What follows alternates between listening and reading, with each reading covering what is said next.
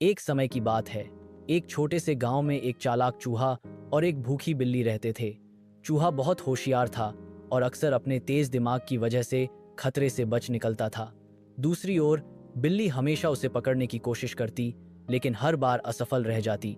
गांव में एक बूढ़ा किसान रहता था, जिसके घर में चूहा अक्सर खाने की चीजें चुरा लिया करता था।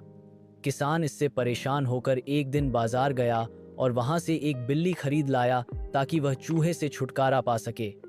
बिल्ली जैसे ही घर में आई, उसने चूहे को पकड़ने की ठान ली। पहले दिन बिल्ली ने दूध के कटोरे के पास घात लगाकर बैठी रही, क्योंकि वह जानती थी कि चूहा जरूर वहां आएगा। लेकिन चूहा बहुत सतर्क था। उसने बिल्ली की परछाई देख ली और तुरंत भाग गया। बिल्ली बहुत निराश हुई, लेकिन उसने हार नहीं मानी। अगले दिन चूहे ने अपनी चालाकी दिखाई। उसने घर के कोने में कुछ सूखी रोटियां रख दी और खुद दूर से देखने लगा।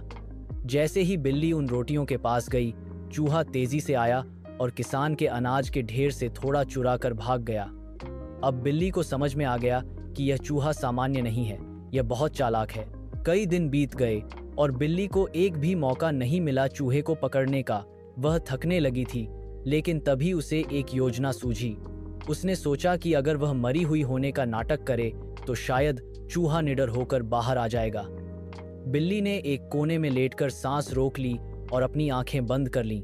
चूहा बाहर आया और बिल्ली को देखकर सोच में पड़ गया। उसने कुछ देर उसे देखा और फिर पास आने लगा। जैसे ही वह बिल्ली के पास पहुंचा, बिल्ली ने अचानक छलांग लगाई, पर चूहा सतर्क था। वह पहले ही शंका में था, इसलिए जैसे ही बिल्ली ने झपटा मारा, वह फुर्ती से पीछे हट गया और बिल्ली के मुंह से बच निकला। अब चूहे को समझ में आ गया था कि हर बार बचना आसान नहीं होगा। उसने निर्णय लिया कि अब उसे किसान के घर से दूर कहीं और रहना चाहिए।